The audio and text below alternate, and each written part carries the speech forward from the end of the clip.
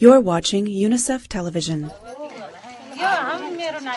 Namaste, my name's Orlando and I'm here with UNICEF and I'm profoundly It's not every day that children and families in rural communities in Nepal get a visit from an internationally known Hollywood movie star. On a 4-day visit to Nepal, actor Orlando Bloom, along with UNICEF staff, visited several UNICEF sites to see what's being done to improve the lives of children.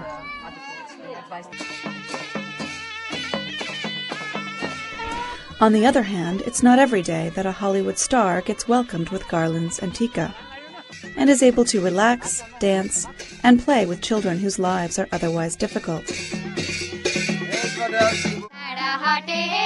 He was welcomed with a song at a school for blind children. There's no need to be shy, it's always good to talk about. He also took part in a special production with the members of the Blind Listeners Club, a UNICEF-supported radio program called Chatting with My Best Friend. I've never seen anything like it. It's amazing.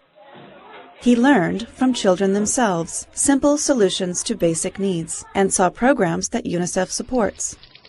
They take a clear plastic bottle, they fill it very to the top, so there's no air in it, and then they place it at a 30-degree angle in the sun on a rooftop, one of the corrugated iron rooftops that can't be rusty, and they leave it there for 6 hours, and the UV rays kill the germs.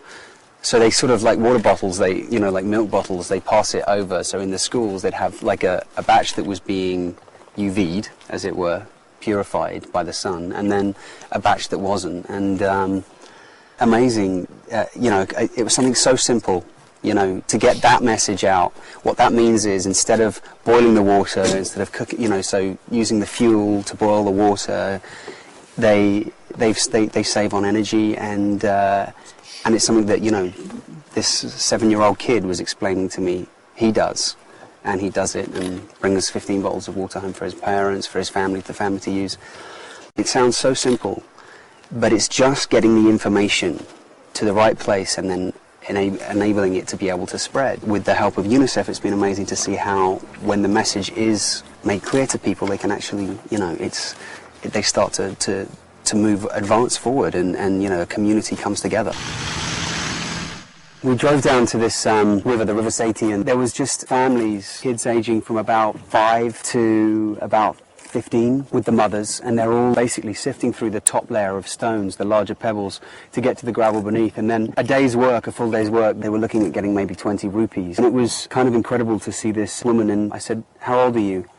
And she didn't know. She said, "I don't know. I don't know when I was born or where I was born," and because I'd said, "Where do you live?" And she said, "Why are you asking us? We're the homeless people. We live in settlements." And she'd been born somewhere along the bank of the river, and but she couldn't really be sure when, and she thought she was about 45, 46. Her daughter, who was with her, I said, "Well, how old's your daughter?" And she said, "She's about 15. She couldn't really remember her daughter's exact birth date. It's little things like that that we just take, for granted. A birth certificate, a place that we call home, our family, our culture, our people. And these people just have so little. What UNICEF's doing in that instance, which is in the hope of basically giving them 2 hours of education a day, rather, means that the kids at least can potentially have go to a regular school and get some kind of an education, and with the hopes to live a better life. This is Amy Bennett reporting for UNICEF Television. Unite for Children.